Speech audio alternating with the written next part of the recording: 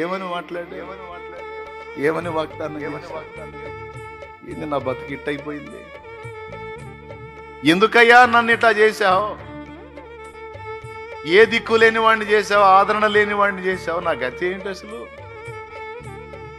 ఆశీర్వాదం ఆశీర్వాదం అనుకున్నాను కానీ నేను కలిగి ఉన్నది నిజంగా ఆశీర్వాదాలు కాదన్న సంగతి నాకు అర్థమైంది. నిజమైన ఆశీర్వాదం దీవెన నీ దగ్గర ఉందయ్యా,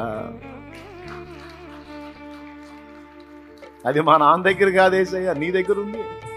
రాయ్యా రాయ్యా, భార్యలు లేరయ్యా, ఇప్పుడు పిల్లలు లేరయ్యా, దాసదాసి లేరయ్యా, మందలు లేవయ్యా, ఒంటరిగానైపోయా, ఏకాకినైపోయా, దేవా రా,